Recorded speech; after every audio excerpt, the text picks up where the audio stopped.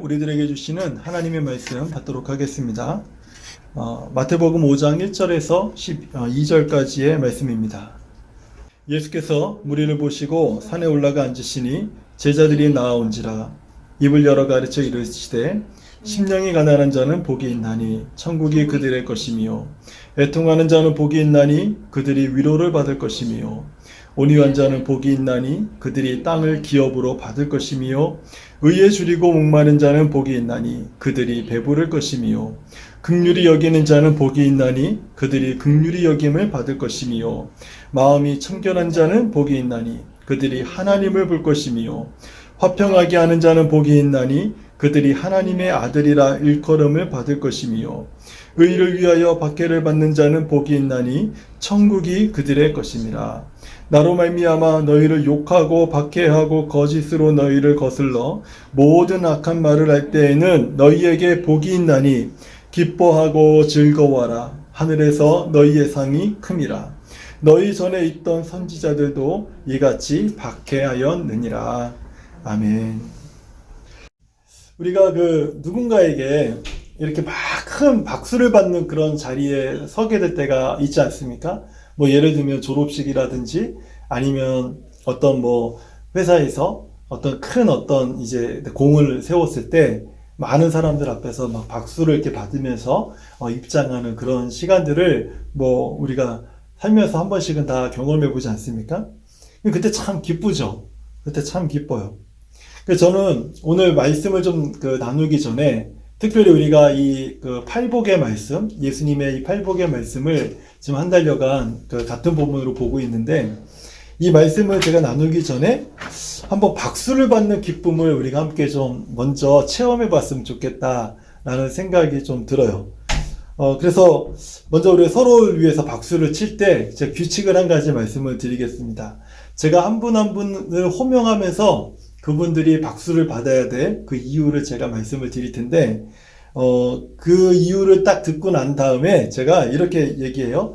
집사님 감사합니다. 하늘에서 상이 클 것입니다. 그러면 딱 한 10초간만 이렇게 박수를 치는 거예요. 그러니까 이제 우리 마이크를 다 켜놓으셔야겠죠? 마이크를 좀 다 켜놓으셔야겠죠?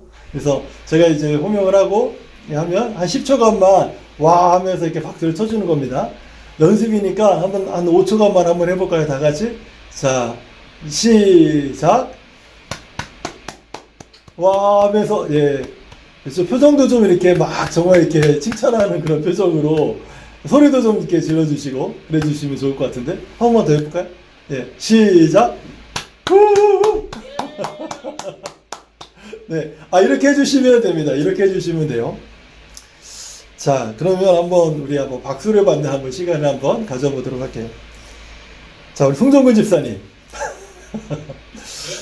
에베네셀 교회를 세우시고 또 여러 어려움이 많이 있었을 텐데, 그럼에도 불구하고 이제 지금까지 또 기도로, 믿음으로 견디면서 교회를 잘 지켜주셨습니다.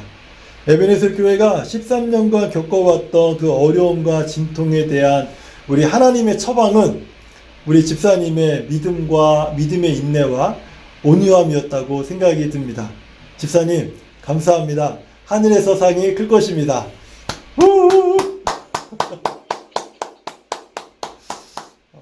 네. 우리 박연신 권사님.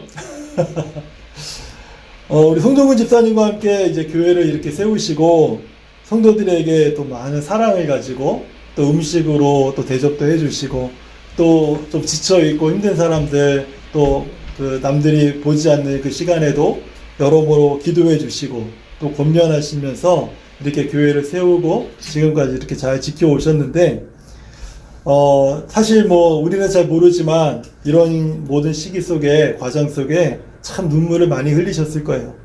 오해로 인해서 받은 상처로 흘린 눈물도 많으셨을 거고, 또 믿음의 실현과 또 연단을 위해서 흘렸던 눈물도 많았을 것입니다. 하지만 이제 우리 하나님께서 제 대신 화관을, 눈물 대신 희락을 주실 것이라고 믿습니다. 권사님 감사합니다. 하늘에서 상이 클 것입니다. 네. 이제 분위기가 좀 이해되셨죠? 근데 우리 박용신 집사님이 안 보이세요? 우리 박영신 집사님 차례인데, 네, 우리 박영신 집사님, 교회가 설립된 후로 한 10여 년간 정성으로 또 교회를 섬겨 오셨어요. 또, 찬양 인도로 또 여전도회 회장으로 이렇게 분주한 가운데서도, 남편을 위해서 참 간절히 기도하고 지금도 많이 기도하고 계시죠. 그리고 어린 자녀들도 많이 그 당시에 지금보다 더 많이 어렸는데 그 자녀들을 이렇게 신앙으로 잘 교육하면서 또 여러분들에게 많은 믿음의 본을 보여주셨습니다. 우리 집사님 감사합니다. 하늘의 사상이 클 것입니다. 네. 박연희 집사님 아시는 분은 잘 아시겠지만 참 이렇게 작은 교회 재정을 운영한다라는 것은 결코 쉬운 일은 아닙니다. 3년여간 이게 재정부를 맡아서 이렇게 수고하시면서 교회의 열악한 운영 상황을 뭐 숫자로 보시는 거잖아요. 그 숫자로 보시면서 또 하나님이 하시는 일을 이제 믿음으로 바라보고 또 믿음으로 기대하면서 더 나아가 이제 주님을 알아가는 그런 시간을 통해 점점 이렇게 성숙해져 가시는 믿음과 신앙이 성숙해져 가는 그런 모습을 볼 때, 마치 이 2달란트를 받아서 2달란트를 남긴 사람의 모습이 아닐까 하는 그런 생각이 들었습니다. 네, 감사합니다. 집사님 수고하셨습니다. 하늘에서 상이 클 것입니다. 네. 이 자리에 계시진 않지만 우리 장홍희 집사님, 직장이 멀어서 매주일 우리 함께 예배 드리지 못하죠. 하지만 그런 상황 속에서 많은 분들이 믿음과 신앙이 흐트러져서 집에 있는 동안에도 예배에 이렇게 참여하는 게 좀 이렇게 흐트러지고 또 꾸준히 참석하는 게 쉽지 않을 수 있습니다. 그런데 제가 지금까지 우리 장홍희 집사님을 만나 뵈면서 한 번도 집에 계시는 동안에 그 예배에 빠진 것을 제가 보질 못했어요. 그리고 예배와 이제 그 예배 시간에 뭐 예배의 기도라든지 이 제너레이션 월십의 인도를 좀 부탁드리면, 그 전화로 제가 부탁을 드리면 우리 장홍희 집사님의 특징이 뭐냐면 좀 기도해 괜찮으실까요? 그러면 이렇게 있다가 이렇게 생각하신 적이 단 한 번도 없어요. 네, 알겠습니다. 이러고 이렇게 보통 그 전화를 끊으시는 모습을 제가 항상 봤습니다. 그래서 제가 그것을 보면서 어떻게 하든지 함께 예배하고 함께 신앙생활하는 우리 그 신앙 공동체에 마음을 다하신다라는 그런 생각도 들면서 참 귀한 분이다라는 생각이 들었습니다. 우리 집사님 감사합니다. 하늘에서 상이 클 것입니다. 네. 신현수 집사님. 우리 신현수 집사님 가정은 에베네세 교회 저보다 한 6개월 먼저 오신 것 같아요. 예, 제가 가만히 보니까. 근데 제가 우리 집사님을 볼 때마다 항상, 이 말씀이 떠올라요. 화평하게 하는 자는 복이 있나니. 그래서 피스메이커라는 말이 좀 잘 어울리는 분 같다라는 그런 생각이 듭니다. 그래서 하나님이 주신 귀한 성품과 은사로 이렇게 교회를 섬겨주셔서 집사님 감사합니다. 하늘에서 상이 클 것입니다. 네. 제가 작년에 이지연 집사님께서 이게 순장으로 섬기면서 개인적으로 조금 그 전화 통화를 좀 하거나 또 만나서 얘기해 본 적이 몇 번 있었는데, 그때 이제 순장으로서의 어려움들을 저한테 많이 얘기하신 것을 제가 기억을 해요. 근데 그때마다 제 안에 드는 생각이 뭐였냐면, 우리 이지연 집사님은 거듭난 분이다라는 생각을 제가 하게 됐어요. 그리고 이분이 말씀하고 생각하는 그런 것을 가만히 제가 들으면서 또 지혜롭다라는 생각도 많이 들었습니다. 그래서 지혜로운 생각과 지혜로운 언어의 은사를 가진 분 같다라는 그런 생각이 들었어요. 하나님이 주신 지혜와 지혜로운 언어로 하나님의 사람을 세우게 될 것이라는 생각이 많이 듭니다. 집사님 감사합니다. 하늘의 사상이 클 것입니다. 네. 네. 우리 권수진 성도님도 오늘 들어오셨나요? 그 가운데 카메라에 가려서 안 보였구나, 저는. 우리 권수진 성도님, 근데 왜 이렇게 화면을 안 켜고 계실까요? 우리 권수진 성도님은 이 부끄러움을 많이 타는 분 같아요. 그 친교 시간에 얘기를 나누다 보면 부끄러워서 막 수줍게 막 웃으시는 모습이 아직도 본인이 20대 선호라고 이렇게 생각하시는 아가씨라고 생각하시는 것 같아요. 근데 우리가 잘 알듯이 이민을 와서 이 자리 잡기까지가 얼마나 힘이 들어요. 참 힘든 시간들을 보내야 되잖아요. 근데 그 모든 것들을 지금까지 잘 견디시고 이겨낼 뿐만 아니라 또 이제 자녀들, 아이들 학교도 돌봐주셔야 되고 가정도 지키는 그런 많은 일들이 개인적으로 많이 있을 텐데 참 그것들을 잘 견뎌내고 잘 이겨내고 계신다라는 생각이 듭니다. 그래서 수줍고 막 이렇게 연약해 보이시는 것 같지만 참 강한 아내다. 그리고 엄마다. 라는 그런 생각이 많이 듭니다. 그리고 한 1년 넘게 이렇게 같이 교제를 하면서 주님의 말씀과 은혜 안에서 이렇게 서서히 성장하는 그런 모습을 볼 때, 참 주님이 기뻐하시겠다. 라는 그런 생각을 가지게 됐습니다. 우리 권수진 성도님, 감사합니다. 하늘에서 상이 클 것입니다. 네, 우리 잘 아시는 우리 남편 김성원 성도님. 제가 지금까지 김성원 성도님과 얘기를 나누면서 두 가지를 느꼈어요. 하나는 권수진 성도님을 참 사랑한다. 그거 하나 하고, 그리고 또 가족을 참 사랑하고 가족에 대한 책임감이 남다르시다 하는 그 두 가지 생각을 가졌습니다. 아니, 그 한 가지 생각을 가졌고요. 다른 하나는 교회를 다니는 것은 좀 거부감은 없는 것 같아요. 그런데 예수님을 믿는다라고 하는 이 믿음의 고백에 대해서만큼은 저한테 여러 번 잘 모르겠습니다라고 솔직하게 말씀을 하셨는데 그때마다 진지함이 묻어 있었어요. 그냥 형식적으로라도 얘기해 주실 수 있거든요. 그런데 진지하게 그 질문에 대해서는 많은 고민을 하시고 생각을 하시면서 진지한 태도를 보이신 그 모습을 제가 기억을 합니다. 저는 이 두 가지에서 우리 김성호 성도님은 참 진실한 분이다 라는 생각이 들었어요. 앞으로 저 개인적으로 우리 모두가 또 함께 기도하고 또 제가 개인적으로도 바라고 싶은 것은 하나님의 영광스러운 복음이 우리 김성호 성도님에게 비춰서 우리 김성호 성도님이 정말 주 안에서 거듭나게 될 때 누구보다도 저는 진실한 성도님이 되실 것이라고 딱 그렇게 확신이 들더라고요. 그래서 우리 김성호 성도님 우리와 함께한 교회를 섬겨주셔서 너무 감사합니다. 그리고 함께 우리 하늘에서 큰 상 받는 성도가 되시기 바랍니다.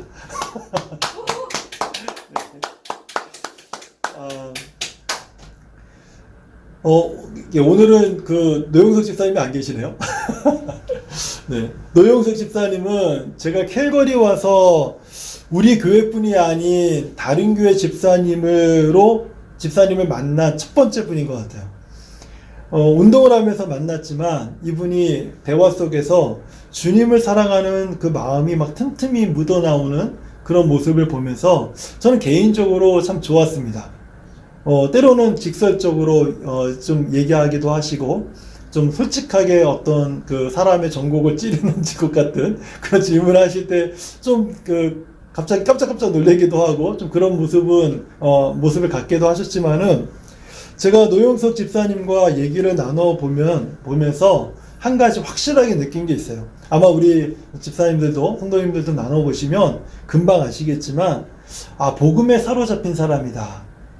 이것을 제가 알게 됐습니다. 예수를 믿으면 바르게 믿어야 하고 말씀에 순종하는 삶을 살아야 함을 언제나 어디서나 누구에게나 늘상 말씀하는 그런 집사님이세요. 우리와 이렇게 한 교회를 섬기고 이렇게 함께 신앙생활을 해서 저는 개인적으로 너무 좋고 감사합니다. 네, 집사님 감사합니다. 하늘에서 상이 클 것입니다. 네. 우리 마지막으로 우리 주방 형제를 제가 준비를 못했는데 우리 주방 형제는 제가 교회에서 두 번인가 세 번을 본 것 같아요. 한 번은 대면 예배 때 한 두 번 정도 본 것 같고 지난번 우리 크리스마스 때 한 번 이렇게 보게 된 것 같은데요. 보니까 참 이렇게 사람이 친근하고 이렇게 정이 가고 하는 그런 모습이더라고요. 근데 우리 주광 형제가 이곳에 와서 더 주님을 섬기고 그리고 더 나아가서 하나님의 나라와 영광을 위해서 자신의 인생을 좀 더 고민하고 그렇게 살아간다면 무엇보다도 지금 이 젊은 시기에 하나님께서 반드시 그 길을 열어주시고 또 그 길에 하나님이 복을 주실 것이라고 생각이 듭니다. 이 믿음을 우리 주광 형제가 가지고 지켜나갈 때 정말 하늘에서 하나님이 크신 상으로 채워주실 것이라고 믿어요. 모두 우리 주광 형제 위해서 그렇게 기도해 주시고 그리고 이제 캐나다에서 좀 정착하고자 하는 마음을 가지고 있습니다. 근데 우리 주광 형제의 길이 좀 열릴 수 있도록 우리가 함께 이렇게 기도해 주시고 우리 주광 형제는 그런 아버지와 부모님의 그 믿음을 유산으로 받아서 그 부모님과 같이 주님을 섬겨나갈 때 하늘에서 상이 클 것입니다. 감사합니다. 네. 네, 마지막으로 우리 반성신 사모님 제가 여기 와서 보니까 한 가지 참 힘들었겠다라는 생각이 드는 게 딱 여러 가지가 있지만 그 중에 하나가 두드러지게 하나가 있더라고요. 캘거리와 뉴저지는 시차가 2시간이잖아요. 시차가 2시간인데 2시간 시차를 두고 수요 기도에 계속 참여하는 것과 주일 예배를 3번 연속으로 드리는 게 참 이게 육체적으로 그냥 참 피곤한 일이구나. 그 생각이 들었어요. 이게 제가 이렇게 잠깐 경험을 해보니까 저는 저희 예배를 하니까 좀 덜하죠. 그런데 여기 이제 본인이 섬기는 또 교회 위에서 이렇게 이것도 하시고 저것도 하면서 그렇게 계속 예배를 지금까지 저희가 온라인을 한 이후로부터 아프지 않는 이상에는 한 번도 빠져본 적이 없는데 참 이게 육체적으로 힘들고 피곤한 일인데도 그거를 다 기쁨으로 그 모든 예배를 드리면서 주님을 사랑합니다, 주님 사랑합니다라는 고백을 참 이렇게 하는 모습을 볼 때 참 주님이 기쁘시게 그 삶을 받으실 것 같아요. 네, 우리 사모님 감사합니다. 하늘에서 상이 클 것입니다. 네. 네. 어떠세요? 이렇게 우리가 서로 박수를 치고 또 박수를 받으시니까 좀 어떠세요? 제가 한 50년 이제 벌써 50세가 돼서 한 50년의 인생을 살다 보니까 중요한 그 신앙의 원리 한 가지를 발견한 게 있습니다. 그건요, 우리 다 아는 얘기죠. 모든 일에 모든 것에는 끝이 있다라는 거죠. 그리고 그것이 끝나면 보상이 있던지 아니면 어떤 거기에 대한 대가가 있던지 형벌에 대한 또는 보상에 대한 그 마지막 결과에 대한 어떤 평가가 있다라는 것이죠. 오늘 우리가 읽었던 본문은요, 마지막 절 12절을 보면 이런 사실을 우리들에게 분명하게 기억하라고 말씀하고 계세요. 기뻐하고 즐거워하라. 하늘에서 너희 상이 큼이라. 너희 전에 있던 선지자들도 이같이 박해하였느니라. 이 말씀을 보면 분명히 우리가 팔복의 삶을 살아가면서 그 삶을 살아가는 과정으로 평생을 사는 것이 아니라 반드시 이 팔복의 삶을 우리가 순종하면서 살아갈 때 마지막이 있다는 것입니다. 마지막, 그것을 마치는 시간이 있다는 거예요. 그래서 이 말씀을 한국어로 보면 조금 헷갈리는 부분이 없잖아 있긴 있어요. 12절 말씀을. 그 영어로 보고 그냥 직역을 하면 좀 더 쉽습니다. 한번 그 직역을 한번 해볼게요. 기뻐하고 즐거워하십시오. 당신의 상은 천국에서 위대합니다. 그래서 그들은 당신 앞에 있었던 선지자들을 핍박했습니다. 상당히 이렇게 보면 단순합니다. 우리가 세상에서 힘들고 어렵고 또 우리 앞에 있었던 많은 믿음의 선진들과 선지자들이 핍박을 받고 고통을 받고 세상에서 어려움을 겪었던 그 이유가 무엇입니까? 우리가 하늘에서 받는 그 상이 이 세상에서 상상도 할 수 없을 정도로 크다라는 거죠. 이 말씀을 보면 우리는 예수를 믿는다라는 게 무엇인지를 알게 돼요. 예수 그리스도를 믿는 자가 복이 됩니다. 예수 그리스도를 믿는 성도가 복을 받습니다. 이 말씀이 진리라는 것을 우리가 알게 됩니다. 타락한 인간이 예수님을 믿으면 복을 받는 이유가 무엇입니까? 억만죄악으로 영원한 형벌을 면할 수 없었던 그 죄인이 예수의 십자가의 공로로 구원을 받아서 영원한 천국의 복락을 누리게 되기 때문이죠. 그래서 복을 받게 됩니다. 이 복은 마지막에 영원토록 하나님이 주신 그 복의 가장 큰 복이기 때문에 모든 자들에게 주시는 하나님의 공평하시고 선하시고 완전하신 복이에요.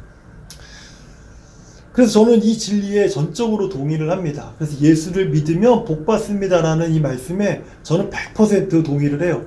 그리고 그렇게 또 말씀을 전하기도 합니다. 하지만 이 진리에 어떤 의도를 담아서 사용하는 그 어떤 사람들에 대해서는 동의할 수는 없어요. 이 진리가 그대로 전달되어야 되는데 진리에 어떤 의도를 담아서 자기의 계획이나 어떤 불순한 생각들 또는 사람들을 의도적으로 잘못된 어떤 무엇인가로 이끌기 위한 수단으로 사용할 때 그런 사람들의 말과 행동에는 제가 동의할 수 없다는 것이죠. 예를 들면 세상의 복이 마치 하나님이 주신 모든 복이냐, 아니 세상의 복만이 하나님이 주신 복이라고 생각하는 것처럼 가르친다면 그것은 교묘하게 속여서 예수를 믿으면 세상 복락을 다 누리게 될 것입니다라고 이렇게 우리를 속이는 것과 같은 것이죠. 이런 것에는 제가 동의할 수 없다라는 것입니다. 우리는 예수님을 바르게 믿으면 복을 받기보다는 어떻게 보면 오히려 삶이 좀 힘들어져요. 예수님을 바로 믿는 사람이 막 삶이 편하고 복되고 막 즐겁고 세상에서 막 그 모든 향락을 다 누리고 그렇게 된다? 저는 좀 그 부분은 저는 동의할 수가 없어요. 오히려 예수님을 바르게 믿으면 삶이 힘들어지는 게 정상이고요. 불편해지는 게 정상이고요. 심지어는 고난을 자주 겪게 되는 것이 정상입니다. 왜 그러냐면 여기에는 크게 두 가지 이유가 있어요. 하나는 타락한 인간은 이전에 마귀에게 속해 있었기 때문에 보이든 보이지 않든 끊임없는 영적 전쟁을 내가 치르게 되기 때문에 힘들어지는 거예요. 전에는 내가 같은 아군이었기 때문에 우군이었기 때문에 나를 공격하지 않았습니다. 그렇지만 예수를 믿고 난 이후로부터 악한 영들은 또 마귀들은 우리를 공격하기 시작을 해요. 그것을 우리는 영적인 전쟁이다라고 말을 하는 거죠. 전쟁을 치르는데 평안하다, 평안하다, 평안하다 이렇게 말할 사람은 없는 거죠. 전에 없었던 다른 어떤 환경들, 다른 무엇인가가 우리를 주장하기 시작하므로 그것에 대해서 어게인스트 하면서 우리가 무엇인가 불편해지게 되기 마련이라는 겁니다. 뭐 한마디로 하면 세상의 공격의 대상이 되었다. 이렇게 표현해도 결코 틀린 말은 아닐 거예요. 또 다른 하나가 있는데 타락한 인간이 예수님을 믿고 본 어게인을 했다 할지라도 우리 안에 남아있는 죄성이 여전히 있기 때문에 그 죄성은요, 본 어게인한 우리가 하나님의 거룩함을 따르려고 할 때마다 자꾸 우리와 싸웁니다. 그 죄성이 하나님의 거룩함을 닮아가려고 하는 그 마음을 자꾸 붙잡고 끌어당기는 거예요. 그렇기 때문에 불편해집니다. 뭔가가 불편해져요. 우리가 거룩함을 따르려고 할 때마다 우리 안에 있는 죄성이 자꾸 그 거룩함을 가로막는다는 거죠. 그러다 보니까 삶이 괜히 좀 버거워지고 힘들어지는 것처럼 보인다는 거죠. 이 두 가지 이유 때문에 예수를 믿는 성도의 삶은요, 오히려 믿기 전보다는 힘들어지는 경우가 보통 많다라고 보는 거죠. 하지만 이렇게 이유는 두 가지일지는 몰라요. 굉장히 간단해 보일지 모르지만 우리 삶에서 이 두 가지 이유로 말미암아서 드러나는 현상들은요, 굉장히 다양합니다.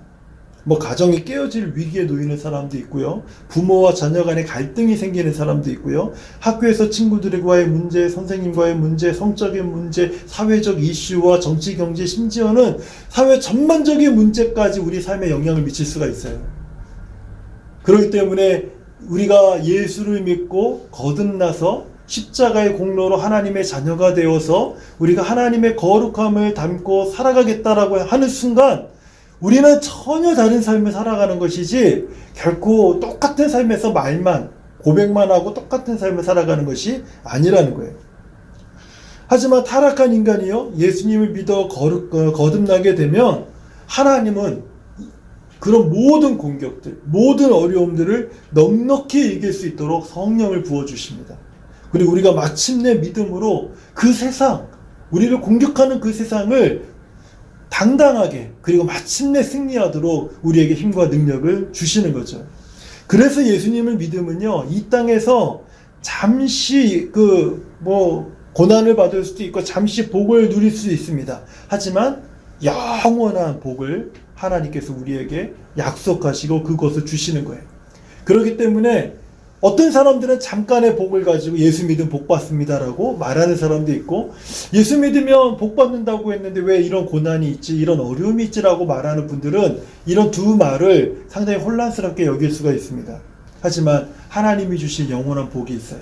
이 영원한 복에 모두가 다 하나님 공평하게 모두에게 주시기 때문에 예수를 믿으면 모두가 다 공평하게 복을 받는다라고 말을 하는 거죠. 제가 한 달 동안 그 부제로요, 예수님의 기쁨을 경험하기라는 그런 부제로 말씀을 계속해서 전하고 있었습니다. 우리가 예수님을 믿는 과정을 제가 지난번에도 한번 팔복을 중심으로 해서 단계별로 설명한 적이 있었어요. 다 잊어버리셨죠? 괜찮아요? 제가 지금 한번 다시 설명드릴 거예요. 제가 다시 한번 간단하게 설명을 드릴 테니까 한번 잘 들어보세요. 심령이 가난하게 되어 도움을 요청하는 것, 구주가 필요하다라는 것 사실을 인정하게 되는 것이 심령이 가난한 것이다 라고 말씀을 드렸습니다. 그 다음은 애통의 단계로 넘어가는데 슬픔의 단계라고 했죠. 애통하는 사람들은 자신의 잘못을 알고 회개하는 사람들입니다. 변명을 들어놓거나 자신을 합리화하지도 않고 그저 눈물을 흘리면서 애통하는 사람들이죠. 처음에 이 두 단계는요, 자신의 죄임됨을 알고 부족하다라는 것을 인정하고 교만함을 회개하는 것이라면, 이제 그 다음 단계부터는 새롭게 되는 것을 의미해요. 온유한 자는 복이 있나니. 연약함을 깨닫는 순간 우리의 힘의 근원은 내 안에 있는 것이 아니고 내가 가진 것에 있는 것이 아니라 하나님이라는 것을 깨닫게 됩니다. 우리가 온유해질 때 우리의 삶을 하나님의 도구로 내어드릴 때 근본적인 변화가 일어난다고 했어요. 다시 쉽게 말씀드리면 하나님이 사용하시기 편한 사람이 되는 거예요. 하나님이 사용하시기 편한 사람. 이제는 내 마음대로 행동하지 않겠다고 결심하고 하나님이 나를 다스리시도록 내 자신을 내어드리는 것이죠. 처음에 두 복은 우리 마음을 정화하는 것이라면, 세 번째 복은요, 우리 자신을 우리 주인의 손에 내 자신을 올려놓는 것입니다. 하나님의 손에 나를 올려놓는 거예요. 그 결과가 무엇입니까? 땅을 기업으로 받는 거예요. 이 땅을 기업으로 받는 것이 굉장히 중요한 의미가 있다고 말씀을 드렸어요. 이 땅을 세상이라고 우리가 이해한다면 땅이 주는 두려움, 세상이 주는 두려움은요, 이 단계에서 이제 더 이상 우리를 주장하지 못한다라는 거예요. 이게 여기서부터가 예수 그리스도를 믿는 사람들이 왜 세상에서의 복과 세상의 복락을 추구하는 사람과의 다른지가 여기서부터가 드러납니다. 세상에서 복을 추구하는 사람은 세상의 복을 받지 못하면 두려워져요. 그렇지만은 세상의 복을 추구하지 않는 하나님의 성도는 하나님이 이 땅을 우리에게 기업으로 주실 것이기 때문에 세상으로부터 두려움을 받지 않는다라는 것이죠. 왜냐하면 그 땅을 다스리는 분이 하나님이시기 때문에 하나님이 나를 주장하시도록 하는 거예요. 이제 그 다음 단계부터는 주님을 사랑하며 영광스러운 즐거움으로 살아가는 그런 단계들을 설명하고 있죠. 하나님의 임재에 감사하고 예수님을 더 닮아가는 것, 의에 굶주리고 목마른 것. 제가 하나님을 갈망합니다 하는 것입니다라고 제가 말씀을 드렸어요. 그리고 예수님께 더욱 가까이 나아갈수록 우리가 더욱 예수님을 닮아가게 되죠. 그리고 다른 사람을 용서하고 긍휼히 여기게 되는 것. 긍휼히 여기는 자는 복이 있다. 그리고 우리의 모든 관점과 가치관을 바뀌게 된다고 그랬죠. 마음이 청결한 자는 복이 있나니 하나님을 볼 것이고, 하나님을 바라보는 가치관, 하나님을 바라보는 세계관, 하나님을 바라보는 관점으로 나의 모든 사상과 생각들이 다 변화되는 거예요. 그리고 또한 다른 사람들을 사랑하게 되는 거죠. 화평하게 만들고 화평하게 하는 사람, 다른 사람과 화평하고 또 다른 사람을 화평하게 하는 사람. 그리고 마지막으로 의를 위하여 핍박을 받는 자, 불의에 맞서게 되는 거예요. 세상의 불의에 대해서, 복음을 거스리는 악한 세상에 대해서 예수 그리스도의 복음을 가지고 하나님의 나라를 선포하는 일에, 심지어 내가 고난을 받는다 할지라도, 당한다 할지라도 굴하지 않고 하나님의 복음을 전하는 그런 삶을 살게 되는 거죠.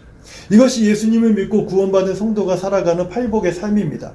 저는 팔복의 삶을 한 문장으로 줄이면 이렇게 되지 않을까 싶어요. 하나님과 더욱 가까워지는 느낌. 우리가 팔복의 삶을 살아갈 때 우리는 하나님과 더욱 가까워지는 느낌. 여러분, 누군가 친근해지는 느낌을 경험해 보신 적이 있으세요? 누군가와 친근해져가는 과정을 경험해 보신 적이 있으세요? 마치 우리가 팔복의 삶을 살아가면 하나님과 이렇게 더 그런 경험처럼 가까워지는 그 느낌을 우리가 갖게 되지 않나 싶어요. 저는 한 달 동안 이 팔복의 말씀을 중심으로 전하면서 이것이 팔복의 말씀을 따르는 삶의 결과라고 저는 말씀을 드렸습니다. 예수님은 이렇게 팔복의 말씀을 따르는 성도들에게 주신 약속이 있어요. 그 약속은 제 말로 표현하면 가장 좋은 것은 아직 주지 않으셨다. 가장 좋은 것은 아직 남겨두셨다. 이게 제가 말로 표현하면 그래요. 그게 무엇입니까? 12절의 말씀이에요. 팔복의 결론이기도 하죠. 다시 한번 읽어볼까요? 기뻐하고 즐거워하라. 하늘에서 너희의 상이 큼이라. 너희 전에 있던 선지자들도 이같이 받게 하였느니라. 팔복의 말씀을 따르는 사람들에게 주어지는 결과는 무엇입니까? 하늘에서 주어지는 놀라운 상 때문에 기뻐하고 즐거워하라는 것이에요. 그렇다면 예수님께서 팔복의 결론으로 말씀하신 이 기쁨은 어떤 기쁨일까요? 어떤 즐거움일까요? 성경은 이 기쁨과 즐거움을 세 가지로 말씀을 하고 있습니다.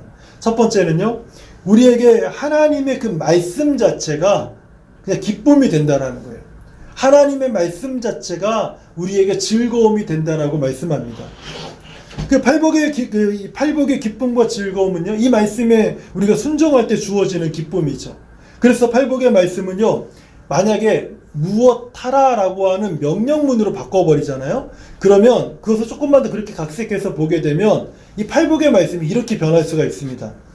죄인임을 알고 겸손하라, 애통하라, 온유하라, 하나님의 의로움을 갈망하라, 긍휼히 여기라, 마음을 청결히 하라, 화평하게 하라, 하나님의 복음을 위하여 기꺼이 고난을 받으라.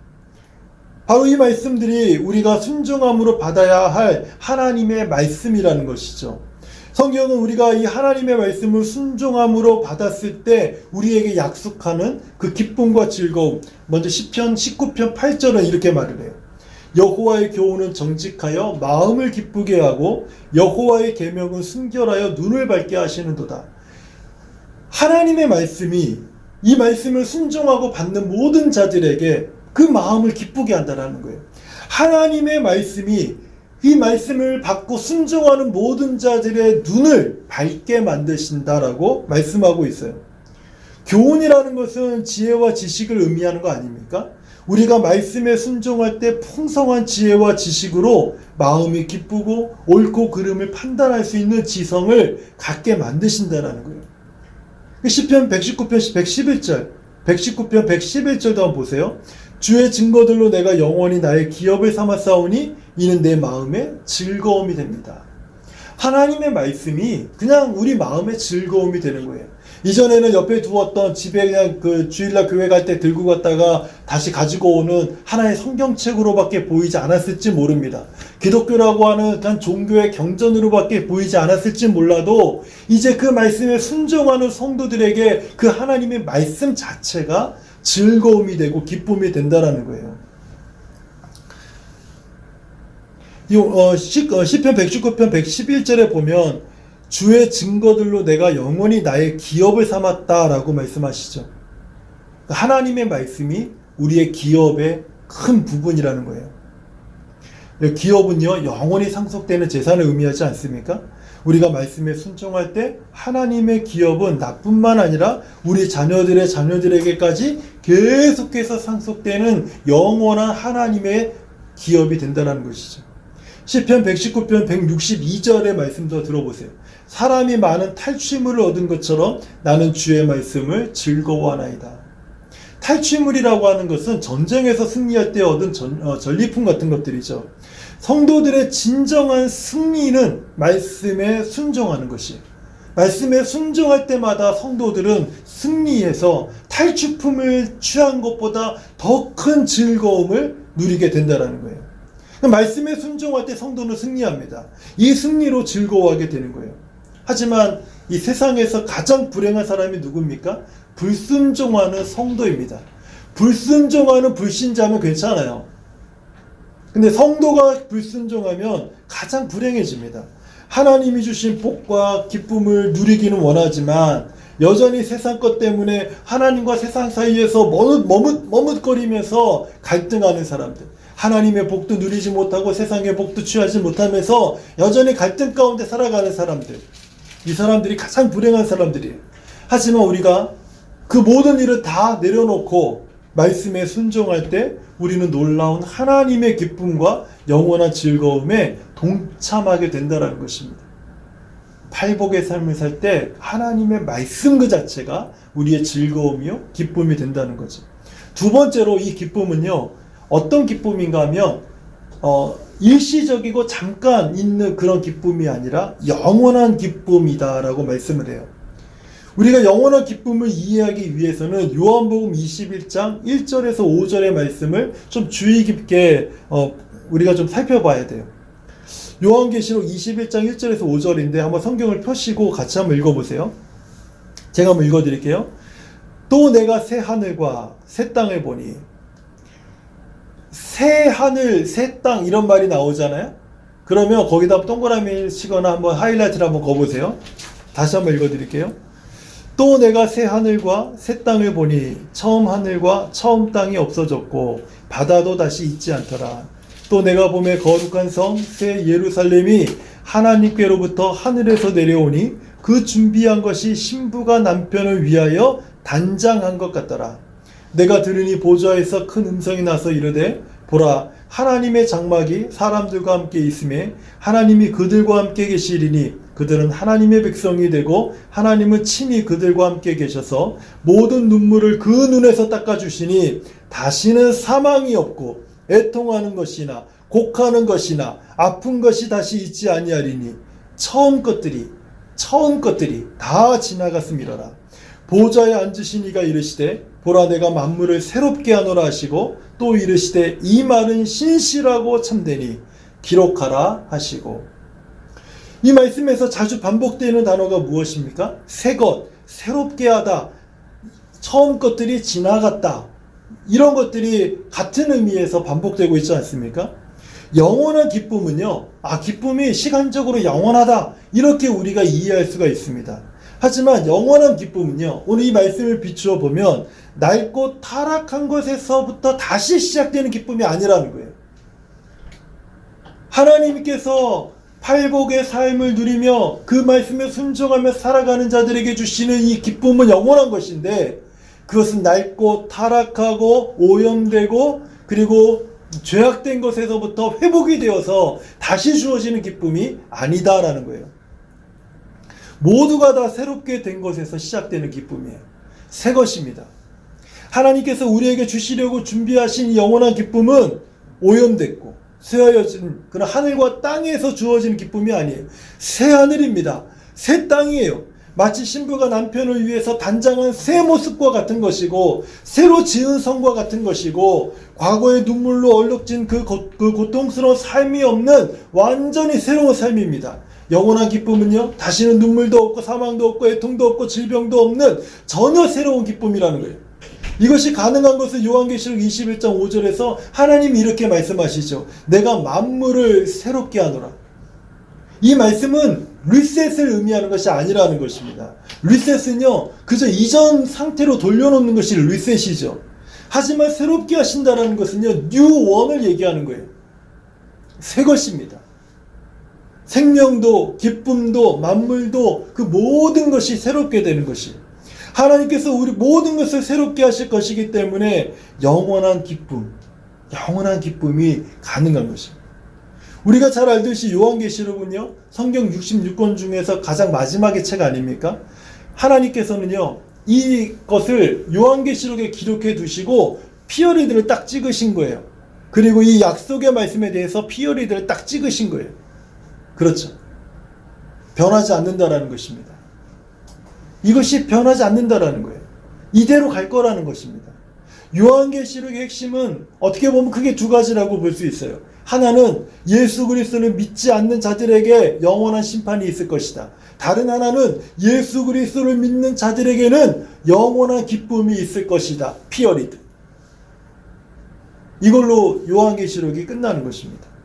믿지 않는 자들에게는 심판의 책이지만 믿는 우리에게는 홈커밍의 책이에요. 하나님께서 우리에게 주시고자 하는 그것으로 돌아가는, 바로 그것을 위한 책입니다.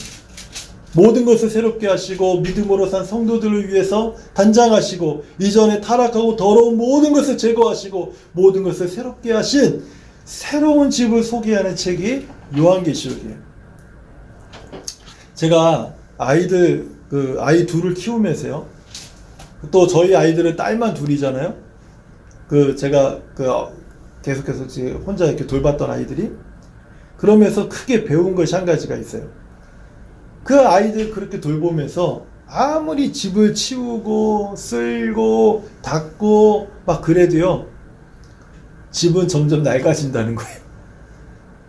집이 점점 막 단장하고 새롭게 한다고 해서 새 집이 되는 것은 없다라는 것을 알게 됐어요. 고장난 것을 고치고 부서진 것을 수리해도 또 고장나고 또 부서져요. 시간이 지나면 색깔이 조금씩 변해요. 스크래치가 조금씩 납니다. 아무리 그것을 보완하고 아무리 그것을 새롭게 한다 할지라도 그것이 새 것처럼 될 수 없어요. 매일같이 치우고 쓰레기를 갖다 버리고 해도 여전히 뒤돌아보면 쓰레기가 집안에서 막 뒹굴고 있는 것을 보게 돼요. 그러면서 제가 깨닫는 것이 무엇이냐면, 항상 모든 것은 낡아지는구나. 그리고 항상 모든 것을 치워도 더러워지는구나. 이렇게 보면서 제가 우리 아이들에게 꼭 해주고 싶었던 말이 있었어요. 뭐냐면, 세상의 모든 것은 시간이 지나면 낡고 더러워지고 못쓰게 될 수밖에 없는데, 심지어 사람도 늙고 결국에는 죽고 썩어서 흙으로 돌아가게 되어 있는데, 하지만 항상 너희를 새롭게 하시는 분이 있다는 것을 기억해라. 오직 예수님만이 너희를 새롭게 하신다는 것을 기억해라. 우리의 몸은 시간이 지나면 늙고 약해지지만 오직 예수님만이 우리의 영을 새롭게 하신다. 저는 우리 아이들에게 이 말을 해주었고, 또 이 말을 우리 성도님들에게도 다시 한번 해드리고 싶어요. 이 말을 우리가 함께 기억했으면 좋겠습니다. 마지막으로 세 번째 이 기쁨은요, 세상과 무엇과도 비교할 수 없는, 이 세상이 그 무엇과도 비교할 수 없는 기쁨이라는 거예요. 제 생각에 예수님께서 하늘에서 너희 상이 크다라고 말씀하셨을 때 아마 이렇게 말씀하셨을 것 같아요. 사람들에게 말씀하실 때 손가락을 가리시면서 하늘에서, 저 하늘에서 너희의 상이 클 것이다. 그럴 때 제 생각입니다. 이건 성경에 있는 얘기가 아닙니다. 그러면서 다 가리키면서, 그렇지, 너희의 상이 굉장히 클 거야, 저기에서는. 근데 이렇게 가리키실 거라고 제가 생각하는 이유가 뭐냐면, 예수님께서 우리를 위해 하늘에 예비되어 있는 집이 어떤지 가장 잘 아시는 분이기 때문에 그래요. 왜냐하면 그분이 우리의 집을 지으셨거든요. 요한복음 14장 2절과 3절의 말씀을 보면, 내 아버지 집에 거할 곳이 많도다. 그렇지 않으면 너희에게 일렀으리라. 내가 너희를 위하여 거처를 예비하러 가노니, 가서 너희를 위하여 거처를 예비하면 내가 다시 와서 너희를 내게로 영접하여 나 있는 곳에 너희도 있게 하리라. 모든 것이 새롭게 되는 그 집, 무엇과 바꿀 수 있겠어요? 천국에서 갖게 될 그 영원한 재산 대신에 이 땅에 얼마 안 되는 재산을 가지면서 만족하며 살고 싶으십니까? 영원한 자유와 평안 대신에 정욕의 노예로 이 땅에서 살면서 바둥바둥거리면서 그저 향락을 추구하면서 살겠냐는 거예요. 이 땅에 싸구려 모텔에서 묵기 위해서 천국의 그 대저택을 포기하겠냐는 거예요. 우리가 이 땅에서 누리는 명예와 어떤 상급들, 학위 또는 보너스, 승진, 성공, 이 모든 것들이 예수님이 주시는 상급과는 그 가치와 가치면에서 또 상급의 그 크기의 면에서 비교할 수 없다라는 것입니다. 하박국 선지자는요, 3장 17절과 18절에서 이런 말을 했어요. 비록 무화과 나무가 무성치 못하며 포도나무에 열매가 없으며 감람나무에 소출이 없으며 밭에 먹을 것이 없으며 우리의 양이 없으며 외양간에 소가 없을지라도 나는 여호와로 말미암아 즐거워하며 나의 구원의 하나님으로 말미암아 기뻐하리로다. 하나님으로 기뻐하고 하나님으로 만족하는, 세상 것에 비교하지 않겠다라는 거예요. 왜냐하면 그것보다 더 크신 분이 하나님이시고, 더 가치 있는 분이 하나님이시고, 더 부유하신 분이 하나님이시고, 더 많은 아름다우신 분이 하나님이시기 때문에. 이것이 천국의 기쁨을 소유한 자들이 이 땅에서 살아가는 모습이에요. 이러한 성도들에게 사도 바울은요, 로마서 15장 13절에서 이런 권면을 하고 있죠. 소망의 하나님이 모든 기쁨과 평강을 믿음 안에서 너희에게 충만하게 하사 성령의 능력으로 소망이 넘치게 하시기를 원하노라. 우리가 하나님의 기쁨, 이 기쁨을 우리 안에서 소유하며 살아갔을 때 우리는요, 그 영원한 기쁨, 세상과 비교할 수 없는 기쁨, 그리고 우리에게 만족과 기쁨과 즐거움을 주는 하나님의 그 말씀이 우리를 기쁘게 하고 우리를 즐겁게 하고 우리를 새롭게 한다는 사실을 오늘 이 말씀을 통해서 저와 우리 성도님들이 다시 한번 우리가 마음에 되새기기를 바랍니다.